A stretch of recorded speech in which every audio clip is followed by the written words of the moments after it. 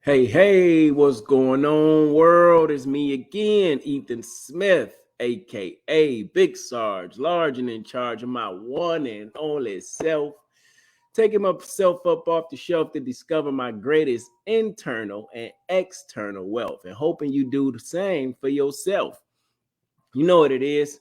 It's Speak Grunt. When we come through, we speak to you, you speak to us too. We talk about some things we growing through and going through and how we can help you. There go Whiskey Charlie. Y'all know what to do. So if you 11B, 11 Charlie, 0311, and as my man Chris would say, 11 Alpha for the infantry officers of today. Welcome to Speak Grunt. Grunt Speak. Speak, come through, talk about what you've been going through. And let me tell you, it might be some words out here that your kids might not like or you might not like for your kids, but it's going to bless them too. So that's what we do. We come through and we speak to you. Whiskey Charlie, what's happening, man? Did you froze again? There you go. Damn it, Ricky Bobby. I mean, damn connection on the side. Hey, it's acting like the storm's over here, and it's not even over around my area. We're the only part of fucking Texas that's not supposed to get the fucking shit. It's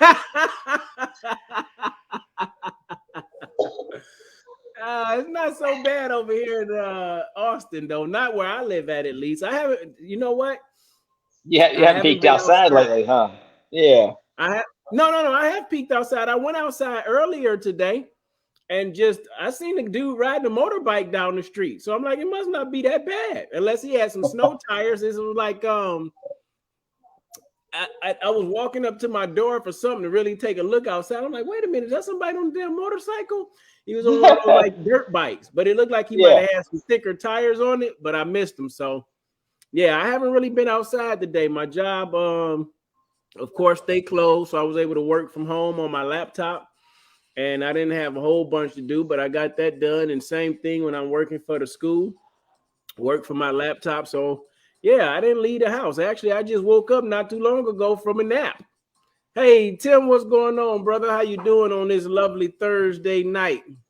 Yeah, what up, Tim? Timmy's motherfucking house. Yeah. So how about you? So y'all ain't getting none of the storm over there? No, we weren't expected to get anything, man. It like literally stops like right like Houston, then goes up around us and above us and then into fucking Louisiana. So yeah, like nothing is supposed to touch us. But of course, you know how Texas rolls. Like 90% of the schools are closed in around us. You already know it. They started closing schools yesterday before I left work. God damn, bro. Yeah, they already start closing schools. But you know what? Here's the thing. It's really not so bad. I mean, I guess it's bad for Texas, but I talked to my sister yesterday. My sister up in Michigan, and she was saying they were getting a foot of snow.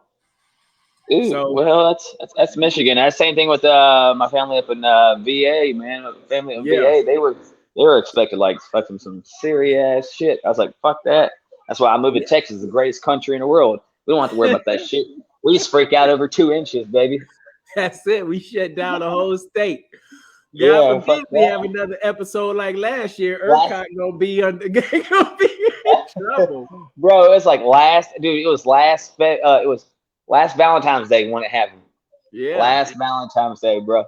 So we ain't that far away, bro. It's still supposed to be hanging around. You know what I'm saying? So who knows, man? Valentine's Day, maybe our new fucking winter. Yeah, that's what they said. They said we were supposed to get another one like that. I know this definitely wasn't it. So again, I haven't been outside. I'll probably be going back to work tomorrow, just depending on what happens tonight. Yeah. But I may step outside later after I get off the phone. After I get off the call, I may step outside and just walk to the mailbox or walk to the corner, see what it's like. But it ain't gonna really matter now. It's probably just gonna be cold because most of the ice is probably gone. Oh yeah. Because that's the thing is with Texas, man.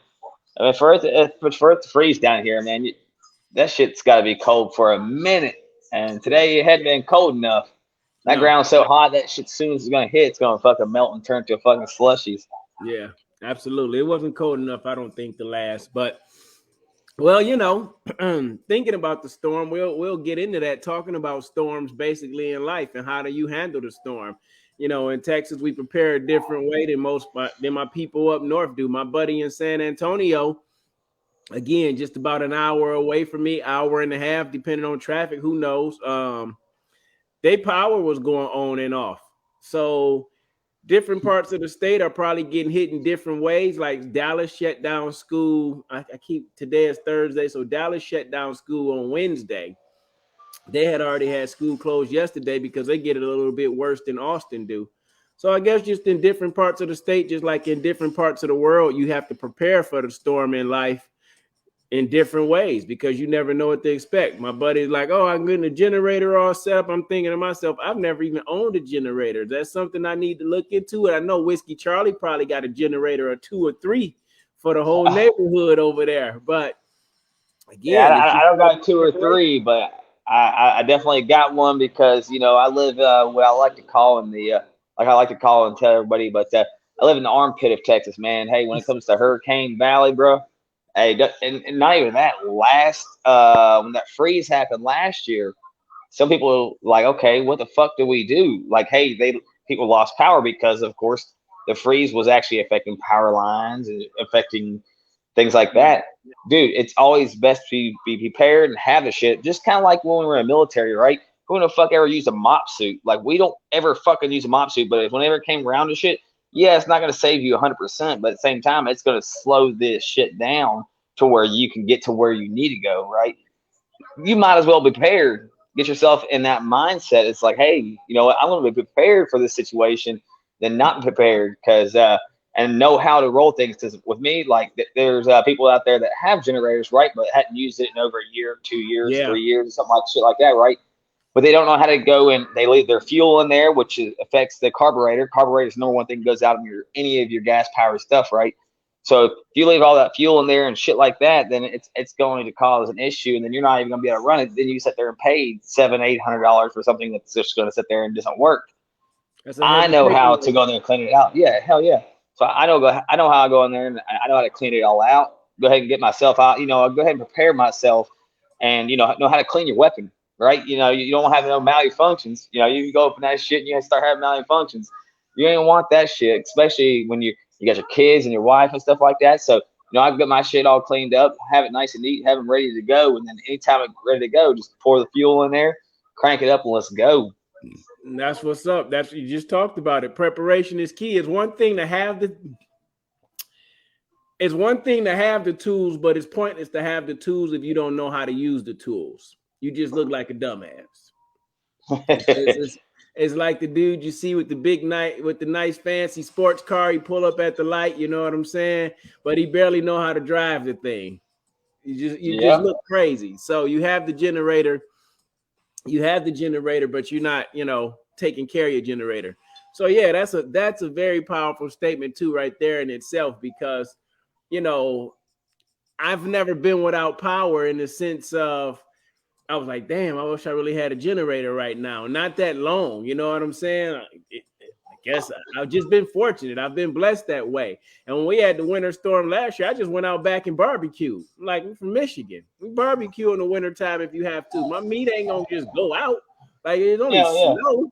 Like, it's only snow. So, Right? yeah, Hey, till you started getting cold. yeah, but and then I got the fireplace going. So it's like I'm Hey, always ready to adjust in some shape, form, or fashion. And then once we knew it was coming, I actually went out to my garage and I pulled out my old army duffel bags and I started pulling out all my cold weather gear. I had enough cold weather gear for the entire family. So it's like if it gets bad, you know what I'm saying? Like I'm going to be ready in some shape, form, or fashion. Just not the generator, but if it comes to that point, then I'll I'll make moves from there. But hey, man, before I forget, and we get too far off into the show where we talking about handling the storm, how's the wars and the winds been going for you, brother? You looking rather refreshed and good over there, like you've been at home relaxing all day. So how's the wind and the wars going for you? hey, man. Hey, the war was, of course, I kind of shouted it out on our little page last week, but the war was is that that COVID finally come around and got a hold of me. But I can let you know this much. It's definitely I got to win over top of all of it because it was only really technically a 2 day thing for me. And again, that's my body. I mean, some people's body is reacts to things differently, but I only had a fever for like maybe 1, if not 2 days, and then outside that, I think the shittiest thing I had was that taste, man. It didn't go away. My smell or taste didn't go away, but my taste, for some reason, anytime I ate anything with salt, felt like I was putting a whole goddamn spoonful of salt in my mouth, and I was eating. So I couldn't eat anything a whole lot. So I literally probably with that whole entire week, I probably ate maybe 10 things for an entire week. And I found out the only thing I really could eat was a bowl of fucking cereal, and that's what I did. I just munched on some cereal, bro. So straight week of cereal, man. But it was straight though. I mean, outside that, man, I already went back to work, started doing my thing. The family's all good. They pretty much all have tested positive, but we're all good right now. So God blessed us, man. I can't complain. So that's a win right there too, man. I mean, Yeah. just another day, man. We're living our life, loving it, and I appreciate the Lord for looking out for us. Hey, that's a good thing right there, man. It's always blessed when you come on the other side of sickness, or ailment, or cold, or something like that. Um, 1 minute win, 1 minute war for me, man. I like this. I have to really think about what's a war for me. What's been the battle? What's been the struggle? And I honestly, I cannot think of anything right offhand, with the exception of dealing with the what my father and the hospitals and things like that. His health isn't doing the greatest, and talking to doctors and nurses on a regular basis. That's kind of a war, but the win is every time you get a call and they're still around. That's a blessing at the same time. But then it's like, okay, you want to make sure that they're in the right mind state and they at peace, and not being selfishly because you just want a person to be here. But so that's more of a war for me than anything. The phone calls and just dealing with this and what's next. The win is I've been through so many things in life and obstacles, is that I'm prepared to be able to handle it. The me and my family got a little sick the last week or so, and it wasn't COVID or anything like that. I didn't even test. I just said it in my mind. I know I ain't got no COVID. Like, I'm just not thinking about it. It's a normal cold for me. And my wife had the same thing. Cough came around a little later, but none of us had a fever. None of us lost taste of anything like that. So I'm like, no, it's definitely not COVID. And then for me, the win from that sickness is I've been meat free again for about 2 weeks. So when I got sick, I didn't eat anything for about 2 days. And then when I went back to eating, it was just fruit and veggies, and I kind of stuck with that. And I'm feeling good right where I'm at again. So I've been looking to get back to my no meat for a while to clean out my system. So, and that little sickness, yeah, it got me back to my no meat. So that was definitely a win for me. Yeah, I think I dropped like fucking like 9, 10 pounds that week. So Yeah, I was like I about to was say, telling people. you looking good over there. Like, you've been slimming down. You got your Arthur Fonzarelli white T-shirt on and everything. So you're Yeah, looking man. good over there. So Oh with yeah, that dude. being said, man, we wanted to get into when I was talking to you earlier through the text chat, and we were talking about just that. What's going on right now, the storm, like, and how I wanted to label this thing, how do you handle the storm? And in the description, I literally just put down the weather, your workplace, and your family, because storms come in different ways. Storm is not just about a winter storm. You got rain, you got hail. Texas, the Whiskey Charlie just mentioned living in the armpit of Texas, as he called it, for the hurricanes and things like that. That's a totally different storm, because you may just lose power and you may lose your whole house. An ice storm, it's a little bit different. So how do you handle, or how do you prepare for those storms in life? And certain storms in life you cannot prepare for. A storm in life, like I may just mention, of dealing with my father, even though people get older and things start to change, that's still a storm that you have to weather your way through in order to get to the best version of you. Dealing with yourself, it's a storm in our own minds a lot of times, of what we need to do and what we battling through. So Grunt, speak on that. We just want to talk to you. But Whiskey Charlie, let us know what you had with that. Where were you at thinking about that with the storm?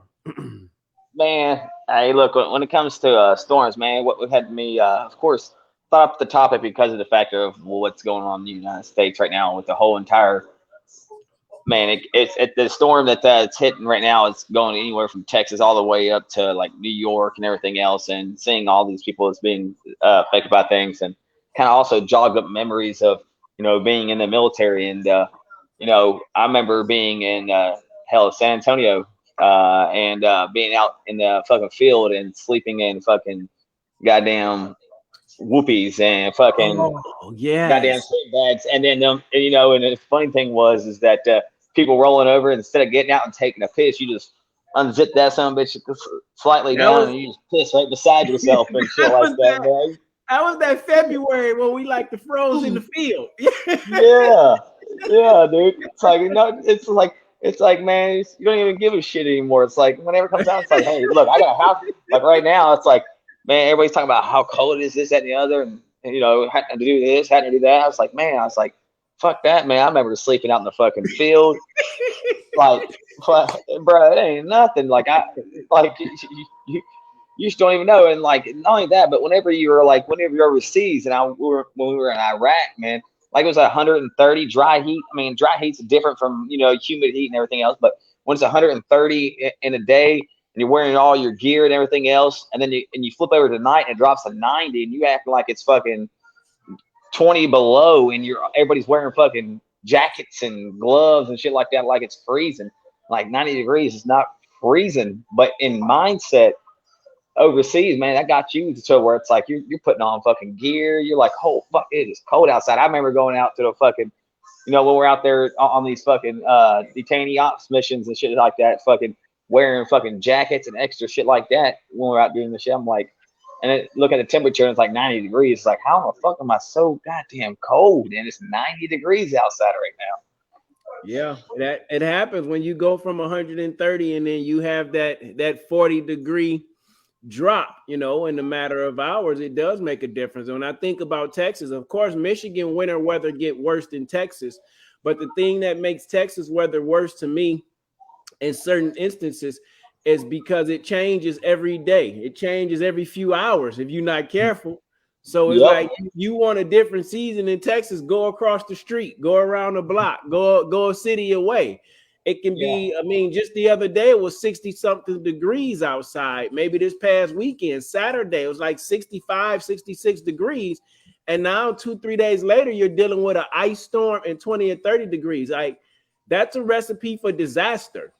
Like you're not gonna put your brisket in there and be smoking it for like 16 hours or whatever. And I don't even cook brisket, but you're not gonna put it in that heat and hold it at that temperature, whatever you hold it at for 16 hours, and then all of a sudden go put it in the ice bath. Like, yeah, it's gonna be ready. That's gonna ruin everything. And that's what it feels like sometimes in Texas when the storm comes around. But everybody kind of just, buckle down, men together, and you make it happen. So it's very interesting when dealing with that. And a lot of times when it all of a sudden happen, that's when it seems like things are going out of control. It's like when we were in Fort Hood and we were out there on the range, Jack Mountain. We was out there. It was a nice regular night. Then it started to get a little cool, and they said some rain was gonna come in. You had some little sandstorms or dust clouds blowing up, and you're like, okay, this is just normal weather. But then, within 30 minutes to an hour, it was a full-blown tropical storm, baby tornadoes, and tents being thrown all over the place. Like it just Yeah. happened all of a sudden. Now you're in a different type of storm. Oh yeah, no, I remember that too, man. Hey, that was a different thing, man. But then also it came all down to at the end of the day, man. You had all kinds of personnel, like people, like being aware of the situations, and then the infantry, they just didn't give a shit, especially uh, our upper chain. They're just like, hey, man, just stick it out. Hey, that's what a lot of us do anyways. Even in civilian life, like, hey, some of us just stick it the fuck out, like you were talking about earlier, right? You're like, I don't have no generator. You just stuck it out. Hey, like that's that like that infantry type mentality on that piece. It's like, okay, hey, guess what? Then we'll just adapt and overcome. But you know, it's not good. I don't think would you almost consider that infantry is not considered a prepper because we just adapt and overcome. Hey, guess what? We're not just going to prep for this shit.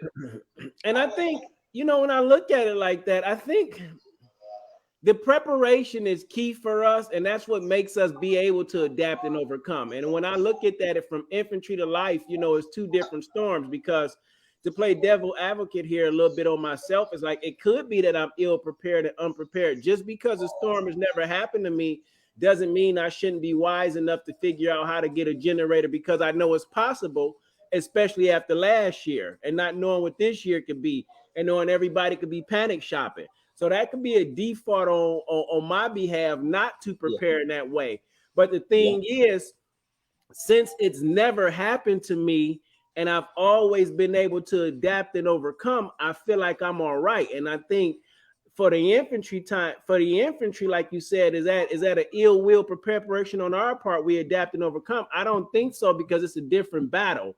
Meaning that in the infantry, we know we're always prepared to be warriors. We're always prepared to go to war, even if we're not going to war. We always prepare for the battle, for the fight. So what happens in that is it goes back to the foundation.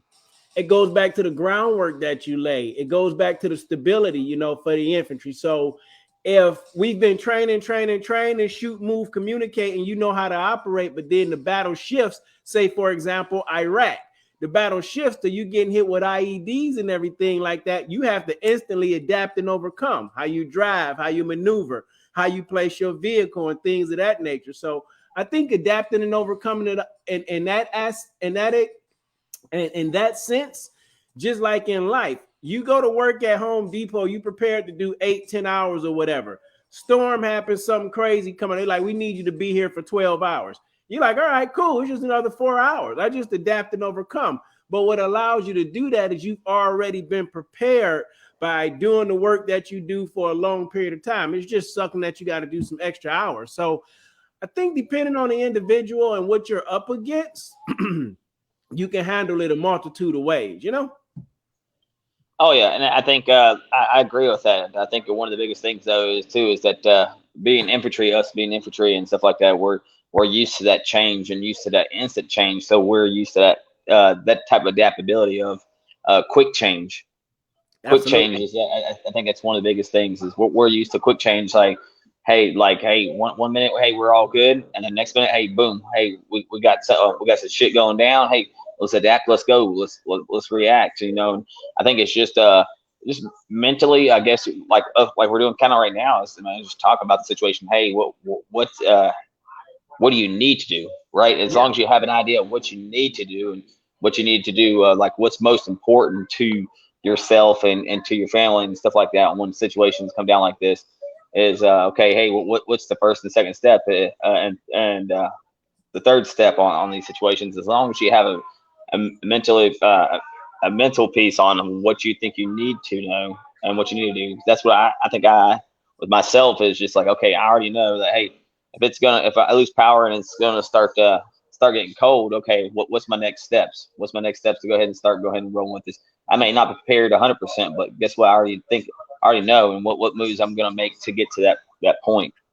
Oh, absolutely, yeah. Because my my lovely wife, and she's great at preparation. It's nothing that I taught her. It's just it's what she's done since we known each other. You know what I'm saying? So when we were even hearing about the storm, she had already, start stocking up on your waters and your tissues, but she does the couponing. So she started preparing for those things ahead of time. And for me, it was like I was doing stuff around the house when I heard about it. Like, oh, okay, they said the storm is coming. I remember what happened last year. Let me make sure I got everything for my fireplace, because that's going to be my heating source. Let me make sure I got what I need for my grill, because if I need to cook, I'm going outside to get on my grill. So I prepared in those ways, and what you have to do for your animals and what you have to do for your family and things like that. But I think for me, it's always my mindset. My mindset is always going to be, I'm going to be okay. And I just feel that way because God has always had me covered. I don't feel like it's ever been a situation so horrible in my life up until this point to where I couldn't get over, where I wasn't able to overcome. So knowing that storms are going to come, just like this storm, you cannot control Mother Nature. I often say, I don't understand how people who live in maybe Louisiana, maybe certain parts of Texas, maybe the tornado beltway, Missouri, you know, Kansas. Like, how do you live there when those storms continuously come through? Well, if that's your home and that's what you used to and that's where you love being, you know how to prepare for those things. So you're not looking to up and move. You just get better prepared and take caution in those things to help you get through. It's just like living in Texas. People in Michigan, like, how you do that? It's, you know, it's 80, 90, 100 degrees. Well, I'm prepared for this. I got AC. I keep cold water with me. I got my body physically in shape. I eat certain things, so it don't feel so bad when you out there in that heat. So preparation is key for any storm. And if you have that basic foundation of, okay, how to survive or what steps I'm going to take to survive, then I think when those storms come, you're able to weather them. It's just about going through them. Yeah, you can't control the wind, the rain, and things like that physically if you out there. But before you get to that point, there's things you can do. Before you get to the point of walking out on your family because things ain't going well, before you get to the point of going off on your boss at work and you get in that storm, before you get to the point of flipping out on your kids because of something they did and you dealing or you struggling with that storm, you got to go back to the foundation and ask, what's the base of this? What's the roots of this storm?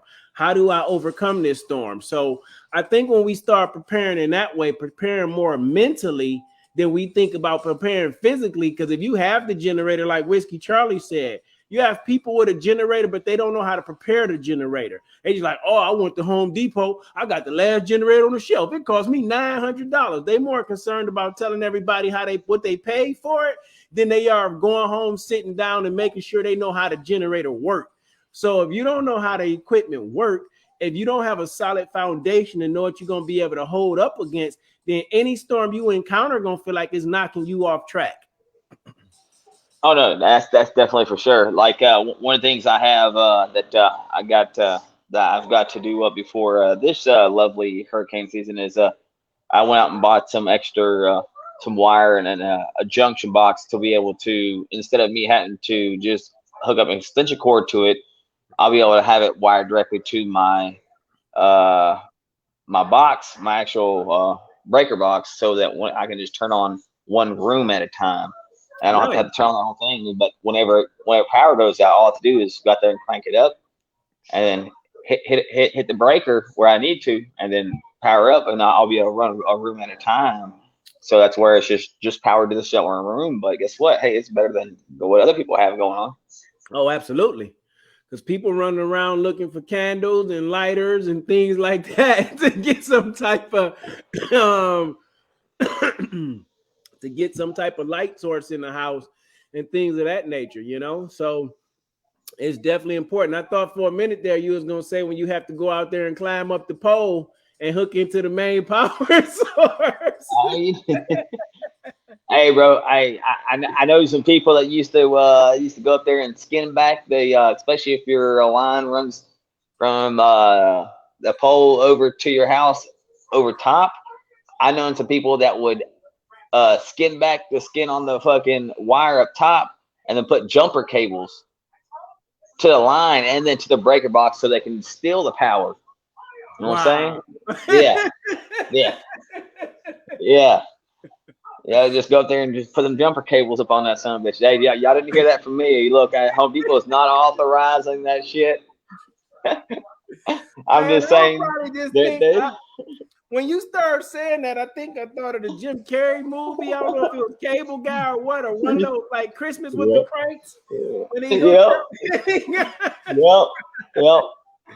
Wow. But hey, human beings are very resourceful. That's why we're able, again, going back to how do people live in certain parts of Texas or certain parts of the United States where you're constantly getting these storms every year. Human beings are very, very resourceful. You know, when you go through something enough times, then you figure out again how to adapt and overcome. You figure out how to adjust. Like, people walk around dealing with storms every day in their life from the past of their life, but they haven't figured out how to adjust that yet because we continue to carry those things. Like, when it stopped raining, you're not still walking outside with the umbrella. You're just not doing that. Unless it's 1,000 degrees outside, you're attempting to keep the sun off of you. So it's like once you come through the storm, once the storm is over, it's like, why go back to that and carry that? Why start the argument again with your wife when y'all already settled it? You know what I'm saying? Like, why continue? You go work late and you get in the storm and you about to get fired, but then you keep your job, and then you have those individuals who continuously come in late and they can't understand when they get let go. No, man, you've already made it through the storm. Why would you continue to go back to that same process? Why Hey, would you do look, that?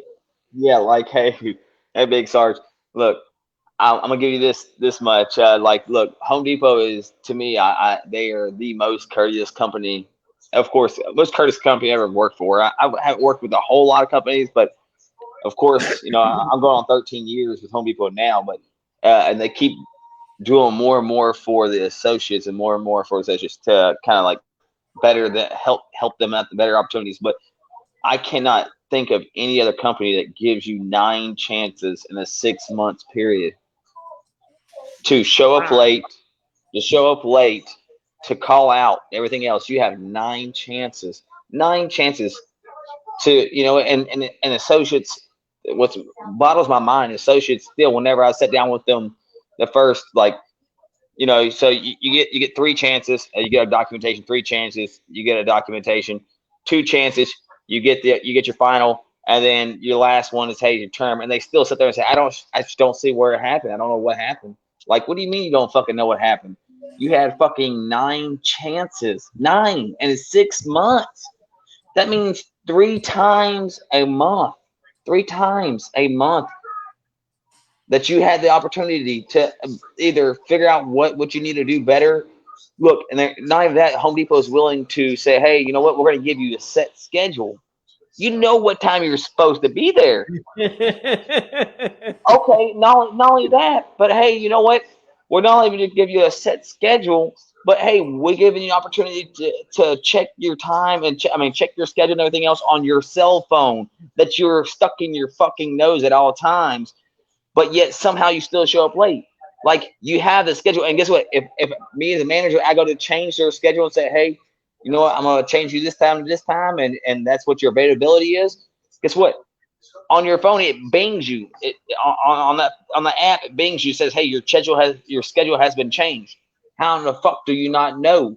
Like, holy shit! Like, I don't know. Like, these, like, people would just completely just fucking dumbfound me. Like, that's what just, oh man, it confuses the fuck out of me. Like, I hate this shit. It fucking ignorance is fucking growing stronger. And I don't know I don't know if you ever watched the movie called Idiocracy. Have you seen it? Idiocracy, man. Watch the movie. It's talking about the United States in the fucking future. Just how they turn retarded, and they just act like everything is just like everything else's fault. Like, Well, I'm telling you, like, it's just, oh my god, dude. I don't a know. lot of things that the idiocracies and the things that we see, I truly believe, and I'm not a conspiracy theorist. I don't think. I truly believe it's. I mean, shit. It's just all. It's structured that way. It's all about control. You know what I'm saying? Like, other individuals tell you what the storm is in your life and how you supposed to handle it. Everybody's out panic shopping right now, or have been over the last couple of days. You can call it preparation or you can call it panic shopping. It's a little bit of both. Some people are prepared and they already have things they normally shop in. Some people are out panic shopping because of the things that they hear on the TV, how bad it's going to be. So when we think about, idiocracy and the state of the world today, or the youth, or however we want to look at it, as individuals in Americas, and it's really the dumbing down of a society, so you can be more dependent upon your government. You can be more dependent on someone else to take care of you. And if you not if you're not planning for yourself, if you're not if you're not looking to strengthen yourself, then you will get lost in all those idiocracies, because most people spend most time looking at the TV and what the World Wide Web say, or what the news say. So you don't have time to prepare if you watching what everybody else say. So I think a lot of times it's strategically controlled. It's just like going to Facebook with the metaverse. You can be whatever you want to be in the metaverse. You can live how you want to live, do what you want to do. And you have a lot of people, and I'm not saying there's anything wrong with the metaverse, but if the metaverse becomes more of your real life than your real life is, then you're going to be in a lot of trouble when you disconnect from that. And that's what's happening every day in the United States. They've created this storm cloud, this bubble, this propaganda machine of this going wrong, that going wrong, is you versus them, it's them versus us. And now you just always feel like you in a battle from one thing to the next, and you don't know how to overcome those things. So I completely get it, because if we think about our parents, or we think about 20 years ago when we were coming into jobs and things like that, we would have never done some of the things that the youth do nowadays. But nowadays, the youth is like, it's wide open. I can make money on the internet. I can go get a job anywhere I want to at any time. They accept more things. There was a point in time where you walked in a place and you had tattoos or piercings, you wouldn't get no job. Now you go in a place, they got tattoos and teardrops on their face, whether they crying or kill somebody. You have no clue.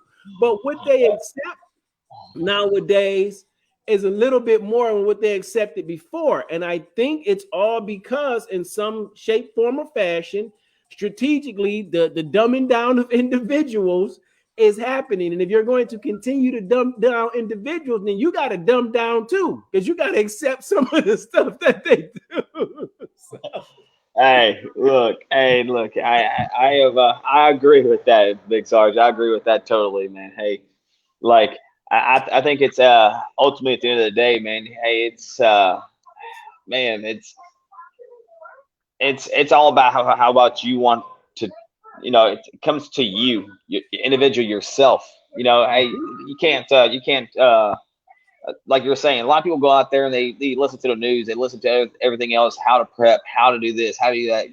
The people listen to us, and how I do my thing. Everybody's going to do their thing their own way, right? But it's all how about how you want to do it, right?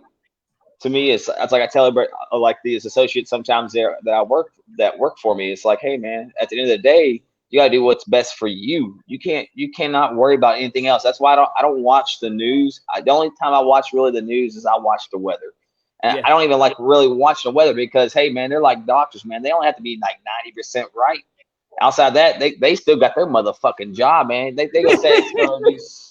They say it's gonna be snowing out here, and I'm sitting here fucking 60 degrees out here with my shorts on, sitting on my front fucking porch. I'm like, it's gonna fucking snow today, like, and then Mm-hmm. they still get the job right. But at the same time, like, look, I watch it just to get an idea, like just to get an idea, just to physically say, okay, you know what, I'll prepare somewhat, but I'm not gonna be like these other people out here that's go out there.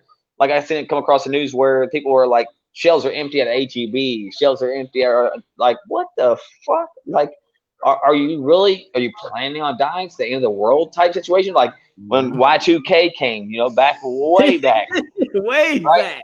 Way back, Y2K came. Everybody's like Ah, freaking the fuck out. Everybody's out there just fucking buying shit out, yeah. doing this, buying bomb shelters and shit like that. It's like, okay, like what? In your mind, you must have really paid a fucking attention to who and what, right? You've got to do what's best for you and your family, but at the same time, like I don't listen to all that shit. I really don't. I listen to my mind and my heart, right? Don't get me wrong. We got groceries. I got the stuff that we can initially take care of myself and everything else.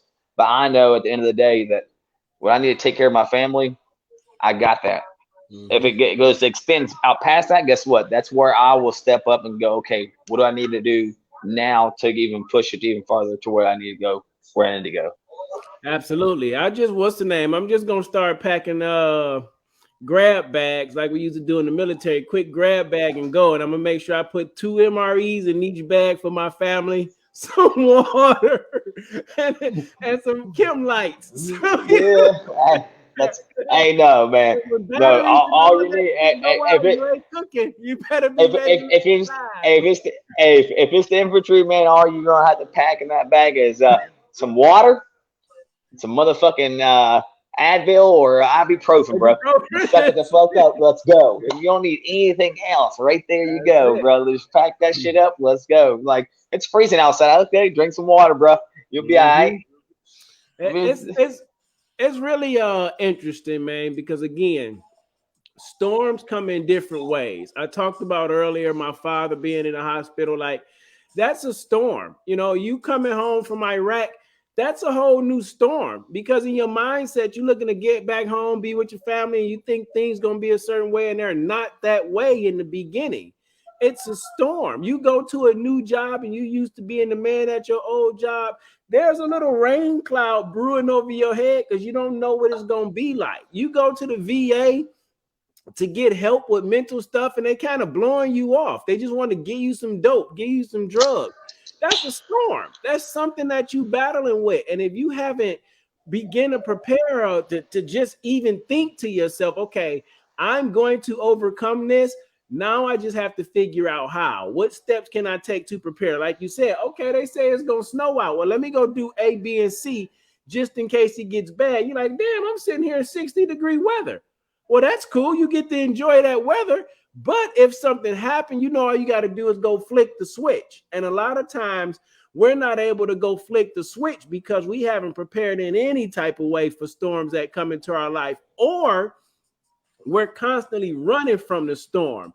We're constantly, it's like when it first started raining outside, and I still do this to this day, and it must be an army thing. Like when it starts raining outside, if it's raining and I don't have an umbrella, most of the time I don't. Most of the time, I'm not carrying a rain jacket or anything like that. I'm walking just as normal in the rain as I am in the sunshine. But you see those people when it start raining and they like running and trying to cover themselves up, like they ain't never got wet before. Like you haven't prepared, like it's only water. And that's what happens when we encounter those little storms. You act like you've never came up against a tough time before. It's a storm almost every day in your life. Just being alive is a damn storm some days. And then, depending on how you decide to look at being alive, depending on how you decide to look at what's going on around you, is going to dictate how you operate in that storm. Are you going to be running from the rain and covering up? Or are you just going to be like, shit, it's only water. I'm just getting wet. I'll go home and dry off. When I'm done, I ain't dead. So it's like, oh, the VA don't want to give me no help. Cool. I ain't dead. I still got a brain. What is it that I can do to prepare to get myself out of this storm? Because at the end of the day, that's what it falls back to. And that's what we often are most of the time saying to you. Whiskey Charlie talk about it. I do too.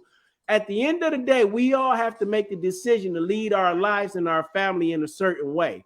And if you're not preparing for, even if it's prayer, meditation, if you're not preparing for unexpected storms already, then those storms will rock you when they come through.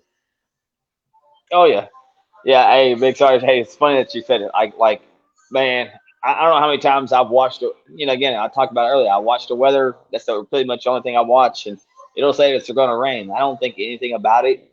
I leave my house without the umbrella, and no, I'm not afraid it's fucking gonna rain. I'm gonna get wet. I'm gonna get wet. Whatever else.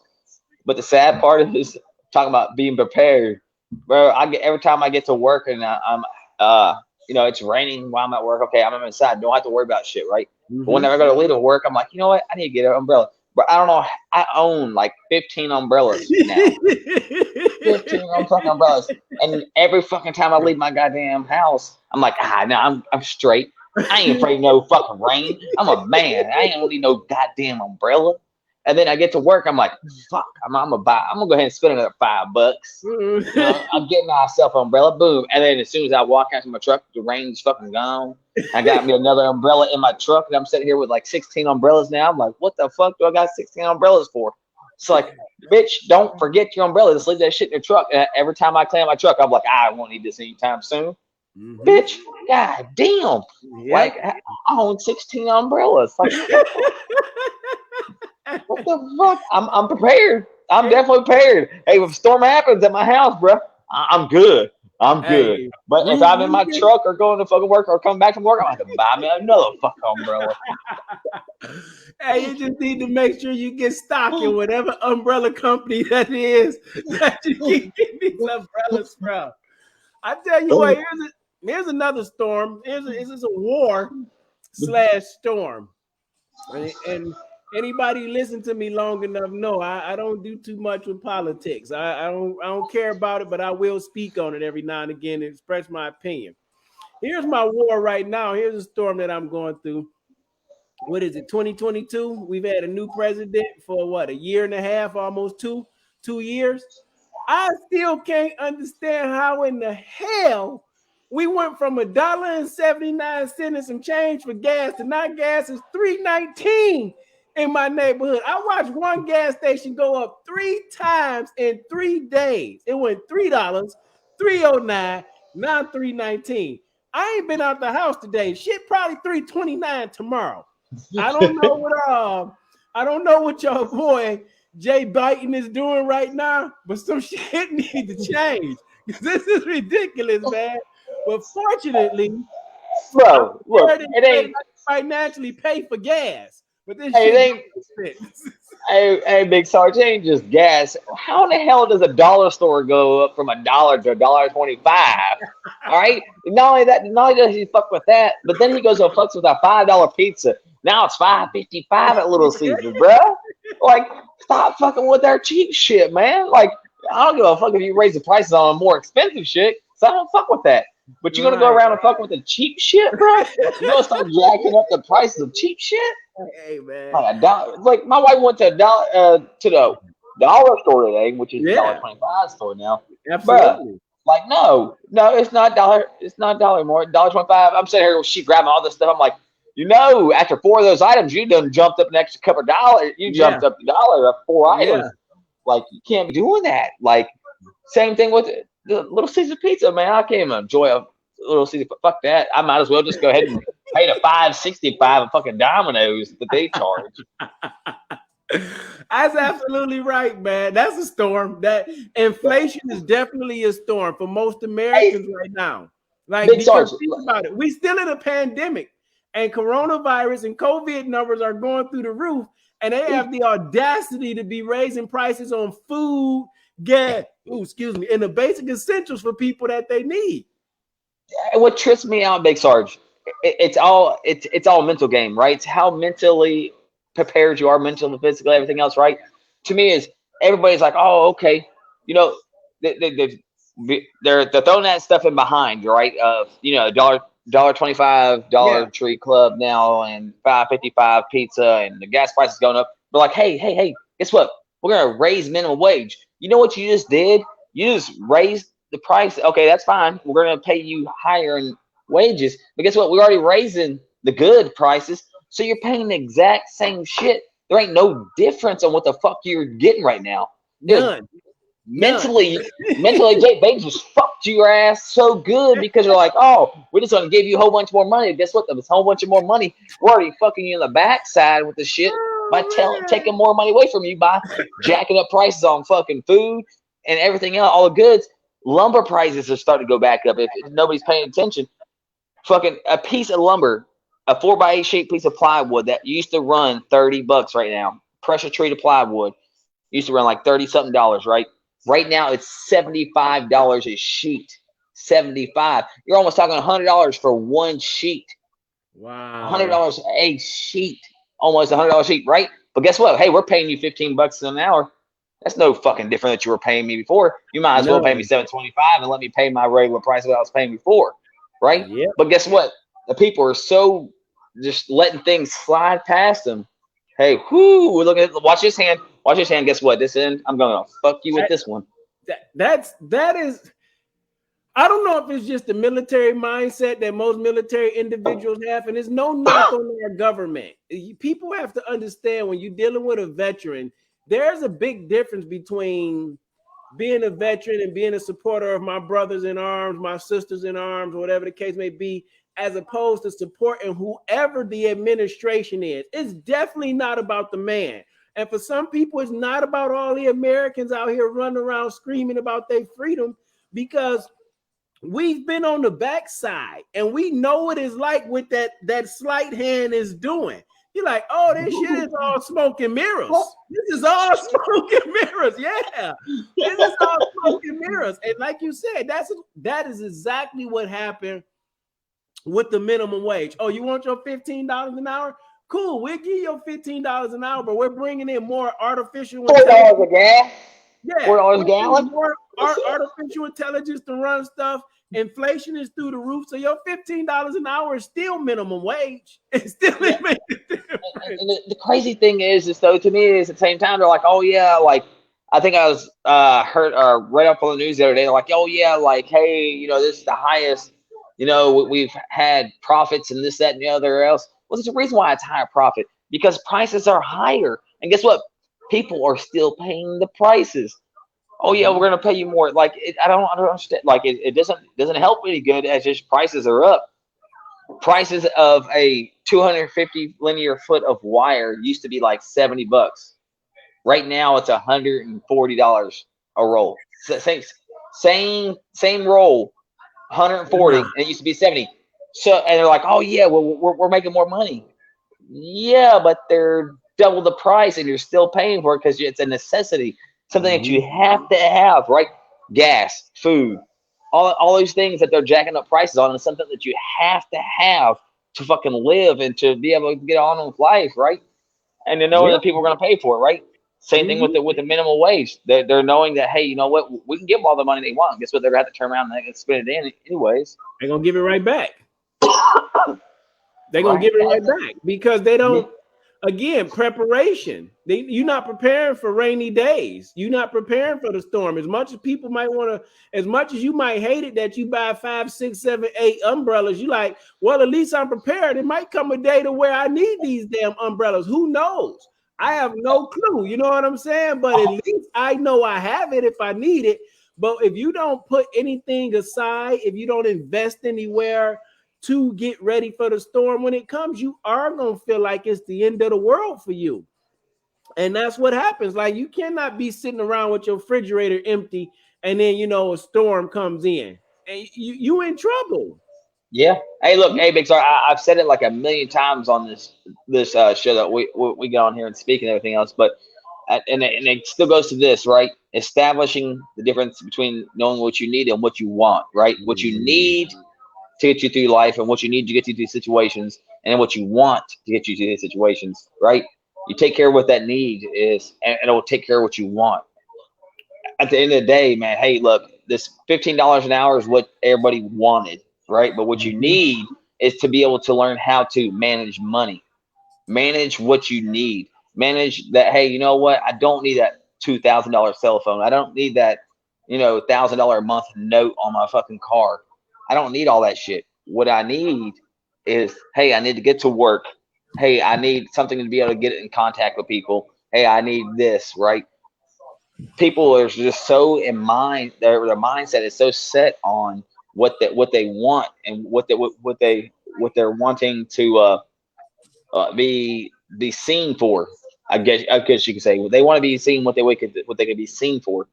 You need to be able to see what you need and whatever they think that you want. I got a lot of people always ask me, Justin, like, how do you do what you do at your house? How do you do this, that, and the other? Because I establish what I need and I establish what I want. I want a lot more for my house. I want a lot more for what I have. But guess what? I establish what I need, and you know what? I make work with what I have. And guess what? People still look at me and like, hey, I want what you have. And at the end of the day, you guys, you have got to take what you need, and people will appreciate. And if they don't appreciate what you need, then they don't care for you. They don't care for what you want in life, right? What you want in life, you got to take care of what you need. And you start taking care of your needs, they're gonna be jealous of you just as much as of what you if you even have what you want, right? If you want certain things that you want, they're gonna be like, man, I want what he has. Well, guess what? I just took care of what I needed. That's what I did. I took care of what I needed, and what I need was my wife, my daughters to have what they need, what they want, right? I took care of what Mhm. they wanted, but I did it by taking care of what we needed. And I just put a roof over their head, making sure that they're going. My daughters are going to school, make sure that they're taken care of, make sure I have the food on the table and everything else. Guess what? And that's why I'm able to do what I am because I'm focused on what we need and more than what we want. My girls want everything else in the world, but guess what? Not always do they get what they want. But guess what? We're going to take care of what we need, and guess what? They're going to get what they want later on. Absolutely. That is 100%. Your needs definitely have to come over your wants. That's how we do it in life in general. And if you don't put that first, you're going to be in trouble. Hey, before I forget, thinking about some interesting things that's going on. I know we got that there Super Bowl coming up in like 10 days. Woo! Let's Uh, go, Burrow! my homeboy Tom Brady dropped a retirement on us out of nowhere. I know that killed you, Big Sarge. Not really. I was Oh, come happy. on. No, Yeah. seriously. I mean, it killed football for me. I'm like, I don't know if I'm gonna be really watching any football anymore. Not too often, but you know, I wanted Tom Brady to retire because I didn't want to see him go out like injured or all jacked up. It was shocking the way he retired, but it makes perfect sense. Guys at that elite level, a lot of them don't, they're so humble, they don't need all the hoopla and the hype and the look at me. So to just walk away on a quiet Saturday, that information come out then officially on the Tuesday, I think that's great. Again, going back to what you need and what you want. Well, I just need to retire.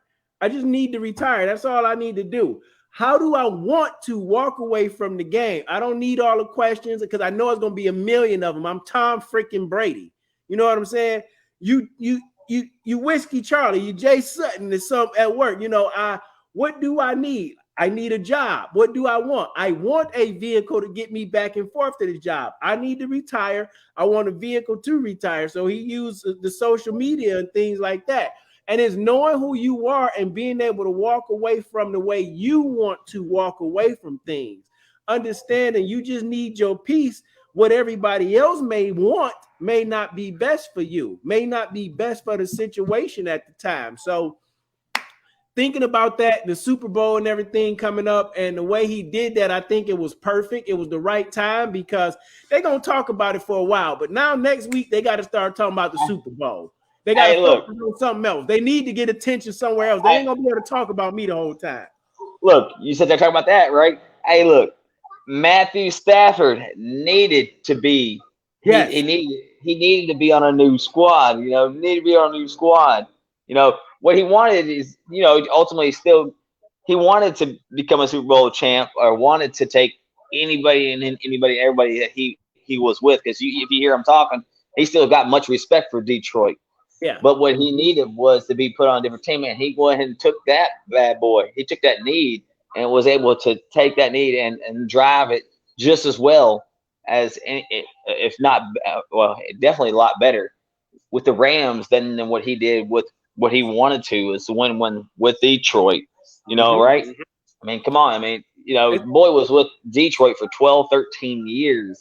12, 13 years. And that's one of the respect that, like, I want me. I want to see Rams win. But at the same time, I want to see Cincinnati get one, because they haven't won a Super Bowl since They hadn't been to the Super Bowl since '88. That's the year I was born. I was born. Woo-wee. I was thinking to myself it was going to be a rematch of Cincinnati and San Francisco. I think that's when the last time Cincinnati went, and San Francisco won. And Cincinnati had Icky Woods with the Icky Shuffle, the running back. I personally want to see Cincinnati win, just because, like I think you're alluding to, they're the underdog and they haven't won in so long, and just to see something different.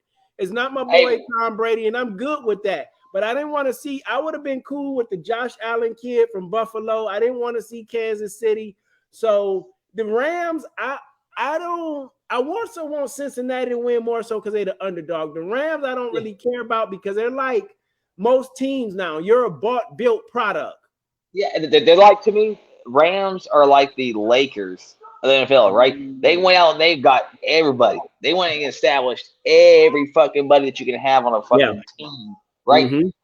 I want to see, like, to me, also, I want to see Cincinnati win, also because of the factor that Joe Burrow, right? Joe Burrow, that they were made a statement that he will be, if he wins the Super Bowl, he would be the first quarterback ever to win a Heisman, to win the national championship, and then win the Super Bowl ever. Nice. There's nobody ever been able to make that stat to be able to come and do that. And you know what? It was like a month and a half, 2 months ago, I was telling the guys at work, I was like, hey, Cincinnati is going to go. Yeah. And then the thing is, Cincinnati's going to go to the Super Bowl. And, you know, with that being said, and I told them, and they just made a statement, I think today or yesterday, that he deserves the comeback player of the year. And that's what he got. He got the comeback player of the year. Yeah. Injured last year. Yeah. Like, fucking, hey, yeah, man. Fuck, hell yeah. And it's so crazy. I know he went to LSU, but I didn't know. I mean, I don't follow anything Yeah. Ohio, but I know he grew up in the state of Ohio, like 2.5 hours from Cincinnati, and he started out And at Ohio State. And when they yep, and started he getting all stated those, that today. yeah, he transferred to LSU.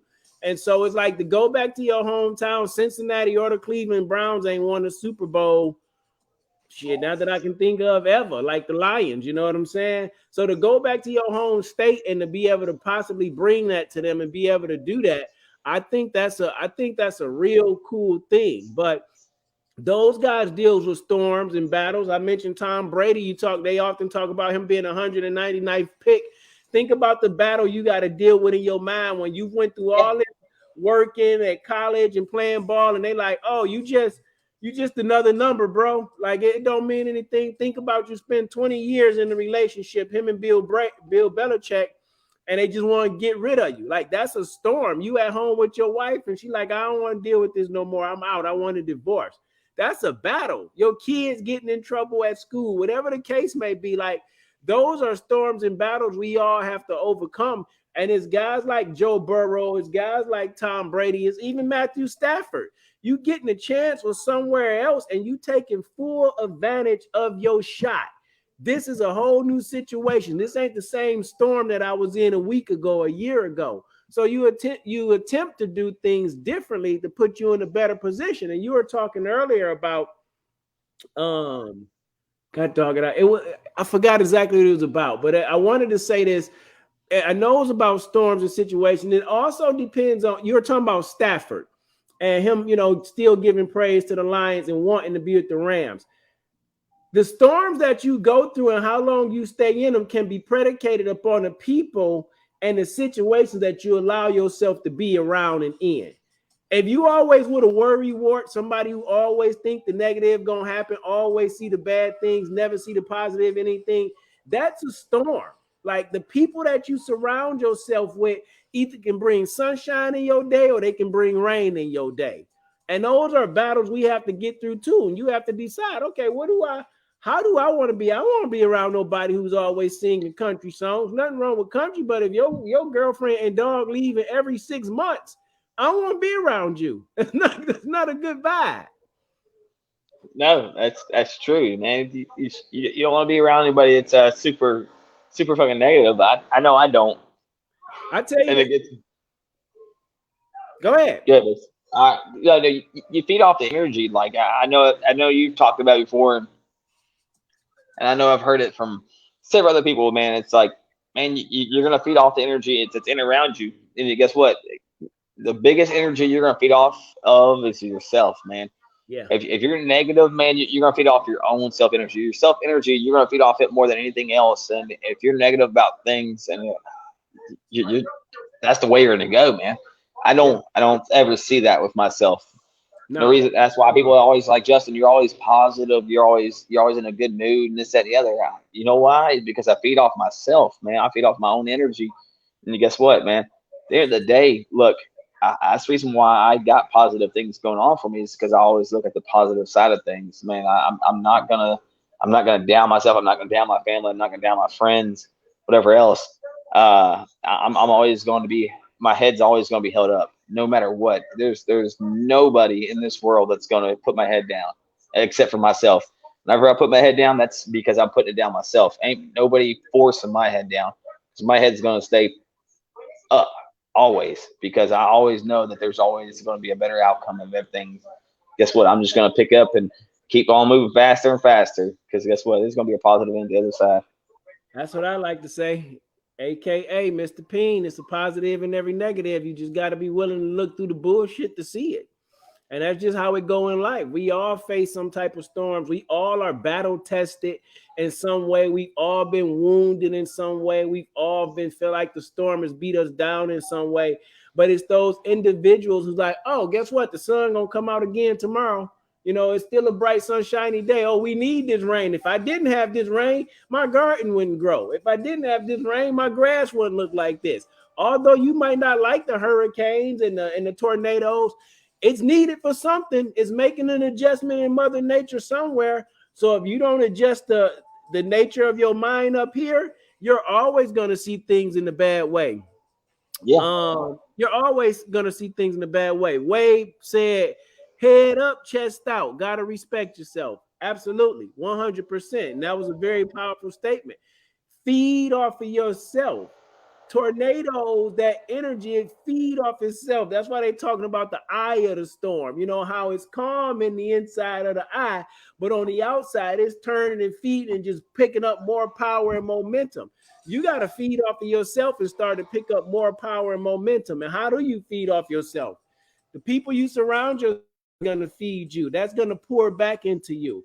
The things that you listen to is going to feed you. That's going to pour back into you. The things that you eat, food is a fuel source. That's going to pour back into you. So if you only feeding on negativity, that's what you're going to feed off of yourself of. If you have positivity in your life, that's what you're eating when you feed off yourself. He said it. I feed off, but I keep positivity around me. I keep an upbeat mind. I keep seeing a way through the storm and a way out. That's healthy eating. That's healthy feeding. But if you're a worry wart and you feeding off yourself, then you might need to go feed off of somebody else for a while who can show you how to eat healthier, who can show you how to, and I ain't talking about just food. I'm talking about healthier in the mindset to change your outlook on life. And it's just like the storm. Some people are prepared. Come to my house. I got a generator. It's all good if you in trouble. Pandemic come around, some people are prepared in other ways. Other people were able to feed off of them till they were able to feed off of themselves. So it's very, very important that we do those things in order to overcome any storm. You know what I'm saying? One, you got to be having some type of preparation and stability for yourself. Two, you got to ask yourself who you surrounding yourself with, who you can feed off of when they're not able to feed off yourself. Three, who are you able to feed? Who are you able to serve? Who are you able to give back to? Because it's going to be given back to you. You know what I'm saying? And what are you willing to grow through? And not go through, but what are you willing to grow through? Because every time something tests you, it's a learning opportunity. It's not meant to tear you down, it's a learning opportunity. So, what are you willing to grow through? Hey, Big Sarge, my biggest question to my the people that's following us and listening to us out here is, man, is why is it a negative, right? Why do you think things are negative, right? There's no such thing as, to me, there's no such thing as a negative. It's only negative because you mentally you're telling yourself it's a negative, right? There's no such thing as a negative. It's there's opportunities, right? There's opportunities. I cannot I cannot I can't think for people like when it comes to this. I want people to sit here and think in their mindset and their mind is, you know, that if they're thinking it's a negative, they're thinking that, oh, well, I can't do this, or hey, this is because of this, or hey, I failed because of this, right? There's no failure. There's no, I can't do this, right? And that's one of the things I remember you telling me from the get go is one of the things we try to say is get away from saying is I can't. There's no such thing as I can't, right? You got to get away from that mentality piece, right? It's a mental piece that's inside you that other people's instilled into you, saying that I can't, right? There's no such thing as I can't. There's an opportunities that you have that you're okay. You know what? This may be going this way, but I know I can go this way and I can go better and go even further with this. And it's not a negative. There's no such thing as, to me, there's no such, can't say there's such thing as a negative. It ain't a negative, right? It's just opportunities, and opportunities always going to come around, right? Whether it's it, there's always going to be opportunities, but it's all how you take it and how you perceive it and how you take that obstacle that comes towards you, and how you go with it from that point is how you're going to be successful. There's never it's never a negative thing, you guys. Like when you lose somebody, man, that's the roughest situation in life that you're ever going to come across. The roughest situation, losing, hey, a family member, losing a battle, man, it is rough. But guess what? It's there's a positive outcome on the backside of that, man. Look, even when it comes to relationships, so people out there, it's like, hey, man, you know what? This is a person that she was perfect for me, or he was perfect for me, or whatever else you want to say, right? But you know what? There's a reason why that stuff happens, and the good Lord is watching over you, and He's directing you in the direction that you need to go to. Whether You believe that or not, you guys, I believe in the Lord Jesus Christ, and I believe that He puts me put my wife in my life for a reason. And I went through quite a bit of obstacles to meet her, to meet her, to be able to find her. And there was plenty of people that I thought was the right person for me. But guess what? I didn't think my wife initially at the time when we first met. I didn't think she was the person for me. But guess what? Found out that now we're going on almost going on 12, almost 13 years strong right now, man. And I did not would have never imagined, you know, that I'd wind up with her and having two beautiful daughters and everything else. I mean, hey, you guys, you've got to just keep your head up and just keep moving forward, keep positive vibes, man. I was like, and that's how I did my thing, man. I did not let anything slow me down. I wasn't accept. I didn't accept anything. Everything was just thrown in my lap. If you accept everything that's thrown in your lap, you're not going to be happy with everything you have, right? Sometimes you just gotta look over and be like, okay, you know what? I'll go with this, but you know what? I don't know what the outcome's gonna be, but I'm gonna live with it. Live your life, man. And that's how I ended up with my wife. Yeah, that's 100% correct. Earlier you were talking about negativity. Why is it, being so negative? Sean says negative is a state of mind. That is absolutely correct. Right after Sean said that, Sean made me think about a book that I listened to last week. I recommend this book to everyone on this platform and anyone that you know, especially if you call yourself a believer in something greater than you, a spiritual higher authority, whether you call it God, Buddha, Allah, whatever it may be for you, right? You believe in good and evil, the devil, heaven and hell, and things like that. Or if you don't, I think this book is a very amazing book to listen to. It's called Outwitting the Devil by Napoleon Hill. You can listen to it on YouTube, the whole entire audio book. And the reason it made me think about that, because he said something about a negative state of mind. And it was pretty much like an interview with the devil it was supposed to be in. And he talked about that. Most people lose because of their mindset. Most people lose because they listen to everybody else. Most people lose because they drift into what everybody else say. They're not feeding themselves the right information. They're not around the right people. It even goes to talk about the things that they eat. So it was a very interesting conversation or interview. It was supposed to be with the devil, but just the book in itself. Of course, we know they probably went, well, I don't know if they'll talk to the actual devil. They would talk to that negative part of their mind, I guess. Anyhow, saying all that to say the book is amazing, and I know it'll unlock some things in your mind and in your life to help you get on the right track.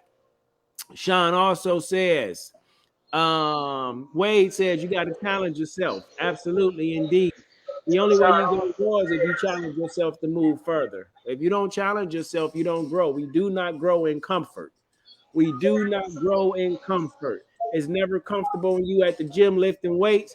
It's never comfortable when you probably approach your wife or that girl that you meeting, whatever it may be for you. In order to grow a relationship, you got to get uncomfortable. In order to grow in a job, you got to get uncomfortable. So we do not grow in comfort. You must challenge yourself if you want to be better. Sean says, cup can be half full, half empty. I like to keep my glass half full. I agree with you there, brother. Your perception is your reality, as I like to say. Your perception is your reality. If you're always looking at the cup as half empty, then life might feel half empty for you. You're always going through a storm when you're looking at the cup half empty. That's just me. It can be a pessimistic mindset when you're looking at it half empty as opposed to half full. Or if I see it and it's half full, I'm like, oh, it's close to half full. How do I make it full? What do I need to pour into it? What do I add to it? So that's definitely a mindset. Your perception is your reality. Heaven and hell, beauty is in the eye of the beholder. It just depends on what you're beholding. Do. Wade says life is a challenge. You're gonna win some, you're gonna lose some, but you learn and you gotta keep positive. Yes, life is a challenge, and you definitely, as I like to say, get punched in the face. I feel like I got a relationship with God where He tells me, "Look, I'm gonna punch you in the face today, and if you keep getting up and going forward, you're gonna be okay. Because each punch is just making you stronger today." And that's how I look at it in that way. You cannot control everything that happens in your life, but you can control how you respond to those things that happen in your life, how you process these storms that happen in your life, and how you're going to be better prepared for the next storm that may come in your life. It's just like going to the VA. If you know they suck, maybe you have to find another VA closer to you. Maybe it's not a VA closer to you, but it's something that you got to do. You got to start meditating, exercising your mind, a positive thing. So when you go through the VA, you can actually get through, because those just people too. They got a job to do. So we have to learn how to exercise our mind and control the storms that's going on. Not most of the time, not sometime, but all the time. This is my mind. I control my thoughts. Start controlling your thoughts. Napoleon Hill is an awesome author. Yes, indeed, he was. I started with Think and Grow Rich, and then I heard about the Outwitting the Devil. And that, I'll have to see what else is out there for me. But strengthening your mind, strengthening the individuals around you is something that we all have to do if we want to get through those little storms. Because the stronger the group of individuals around you, the easier life becomes, because the people that's been through the most storms are the ones that survive. Wade, I love the storm. It makes me stronger. Absolutely, 100%. The things that's been battle tested, we respect more. We respect the classic car more than we respect the 2022 car. And the reason I say that, because a classic 1957 Chevy or an old Cobra Mustang Shelby or an old, Pontiac GTO. I'm an old Monte Carlo kind of guy. Whatever the car may be for you, we respect those antique cars and we are into them because they've weathered the storm. They've been through some difficult times and they're able to still, if taken care of the right way, to be in pristine condition, as opposed to, if it hails here in Austin, Texas, your 2022 not going to look like your 1952 or 72 after that hailstorm is over, because the material that they use is less quality. What material are you using? What are you feeding? What is the quality of the things that you're putting in your mind to help you get through the storm and a decent time? Whiskey Charlie, did you leave me? No, I'm still here, Big Sarge. Actually, I was just about to try to shut you down. I was about to shut you down, try to get in here and talk. But look, Yeah, hey, Big, I kept yeah, talking because I thought you was gone. hey, I'm still watching. I'm on another screen right now. But look, hey, Big Sarge, look, like the two guys that you've been reading the comments off of, my boy Sean and my boy Wade here, man. I want to let you know I've got much respect for these two guys right here. I mean, these guys have been through a lot of challenges in their life, and I have much respect for both of them. These guys have gone through storms. They have gone through a lot of different things, and I look up to them because I could tell you this much: these guys keep pedaling and keep pushing, and they've been through homelessness, they've been through losses and everything else. And then these guys, I was their manager at some point in time, and they keep pushing themselves, and they're both better individuals now than they were before I even met them, and when I met them, they're better individuals. And I can tell you this much: these guys right here are definitely somebody to look to, somebody to I look up to, even though that people may say they may say that I am in a better position. I don't feel like I'm in a better position than they are. I feel like these guys here, I look up to these guys right here, man, because these guys right here are fighting the good fight. They fight the storm, and my boy Wade over here said he loves the storm. I can tell you this much: my boy Wade, I can tell you does. Man, that dude, he has gone through some stuff, and you know what? I can feel some greater things and some great things and everything else coming to his future. And my boy Sean here, man, he's constantly on it. So much respect to those two guys right here. That's always on our show and always in here speaking. And if y'all ever have any questions or any concerns, or if y'all need to learn something, hey, not even just listen to me and Big Sarge here, but I'm gonna let you know, you guys.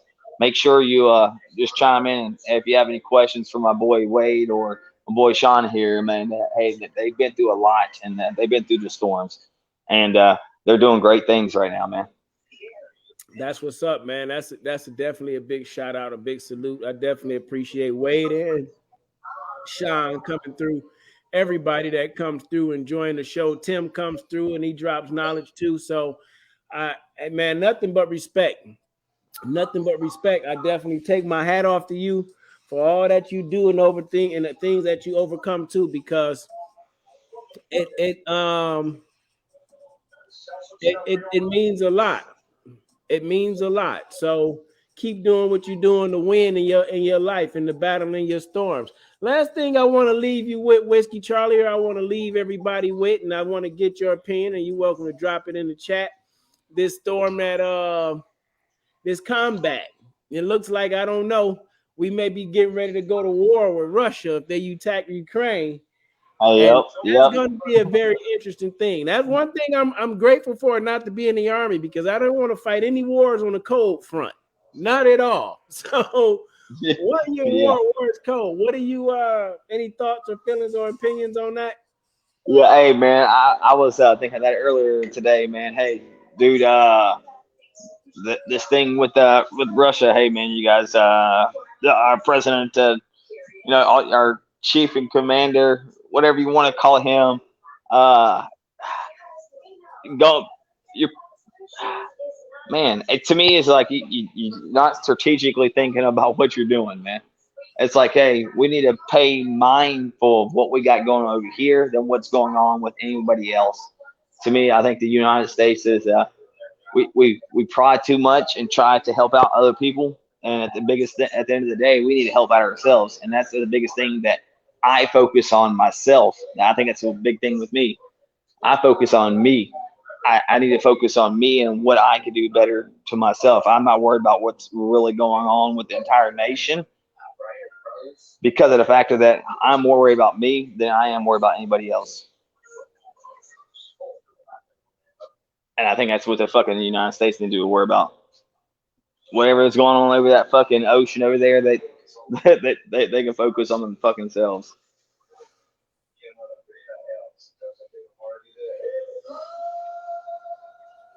You there, Big SARS? Yeah, I'm here. I had to step Okay. away. I had to go to the latrine, and you had it going on. So Okay, yeah. I didn't want to cut you off and be like, "Yo, I'm going to the bathroom." I got you, Big SARS. Like I was saying, man, it's like, to me, it's like, hey, United States, we need to worry about ourselves. Hell Worry yeah. about, like, to me, like, again, I said it earlier. I worry about me. I don't. If you go on the news and you watch all the shit that's going on and everything else, everybody's focused on everything that's going on in the world, right?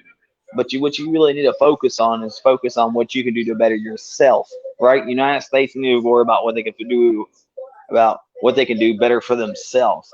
Who gives a fuck? Absolutely. Let them kill them each other over there. If they want to fucking blow each other up, guess what? Go ahead and do your thing. I'm not.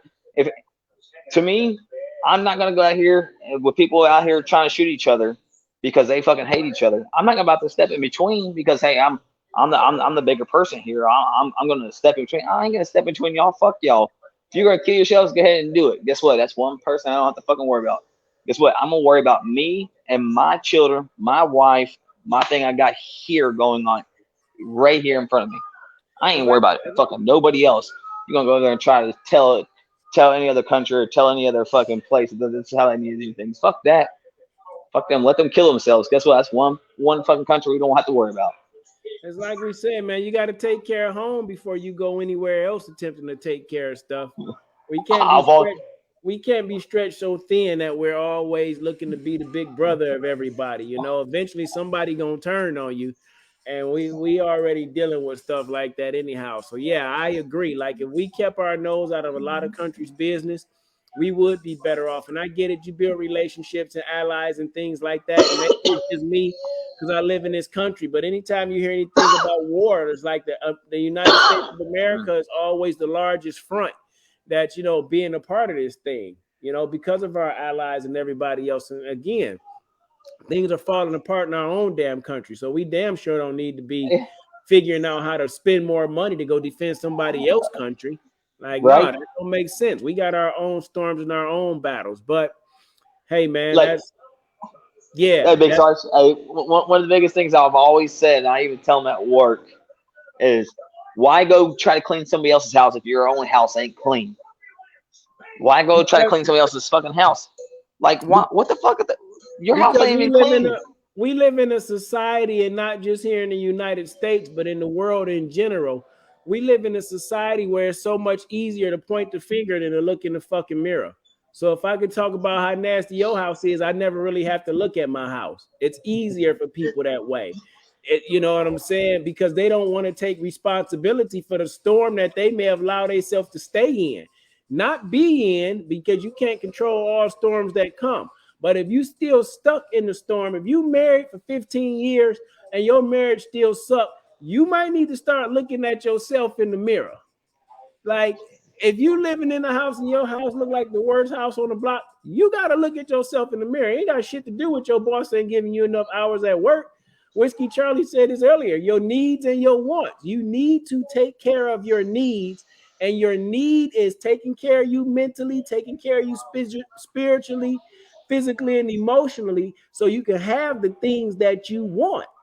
And the United States of America needs to take care of their needs first. We're too busy wanting to be the public defender for every other country in the world. And our country falls apart. So, yeah, it's a crazy situation. But storms will come and storms will go, depending on how long they last, depends on what you do in that storm.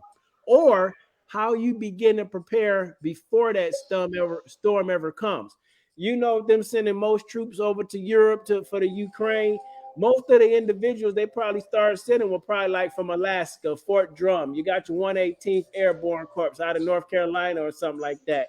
And that's because they send those type of guys. But they're definitely sending the guys that come from the cold weather states or bases, for the simple fact that they're more prepared to handle this. And over a period of time, you'll start transitioning different people out. So there's ways to prepare your mind mentally for storms that you don't see coming, whether that's you praying, whether that's you meditating, whether that's you getting with the right group of individuals around you to strengthen your mind. But there's things that we all can do in order to be able to get through. So that's my challenge for you this week, next week. What can I do to better prepare for storms that may happen in my life? And then when we can start to answer those questions, our life start to feel all right. That's true, Big Sarge. Nope. That's That's true. it, man. I don't have anything else for you. We went over a little bit longer. Sometimes that's what we tend to do. But I don't, it's like the army saying, I really mean it. We train the standard. We talk the standard. We don't talk the time. And fortunately for me and Whiskey Charlie and the individuals that watch and stay tuned in, they spend the time with us to get the quality information that they need, and we appreciate that. So I don't want to keep you all night, and I don't want to stay all night because I got to go chill with my wife or do something I got to do. I know it's some work I got to do, but anyhow, this has been Speak Grunt. Come through, speak, and we talk to you. Share some information, share some stories, and hopefully we can help you get through. Because that's our mission. That's what we intend to do. To help brothers and sisters in arms and their families to overcome those storms and those tough times too. Because if you got life, you got a lot more living to do. And living ain't just seeing the mediocre version of you. It's that wide-eyed view. It's that front windshield view, not looking in the rear view mirror to seeing what you used to do. So that's what we're here to do for you, to encourage you, to inspire you to get to being the best version of you. And we just do it in a way that most people won't do because we veterans, we soldiers, we've been through combat, we've been through stressful times too. So we know we can help you. Whiskey Charlie, you got something you want to leave with the people today? Hey, you guys, you just gotta do you, man. My only thing I gotta say, man. Do you, man. Be happy with it, what you have. Don't let anybody change your mind on that concept. And hey, the storm will end soon. You just gotta keep pushing through the storm, man. I want to say thank you to Tim, Wade, and Sean for tuning in and supporting us like you do. Hey man, don't forget, go to the YouTube channel, click subscribe, share a video, let somebody else know what we doing as we continue to grow, man. Everybody have a blessed and wonderful night. We'll see y'all next week. Peace. Peace.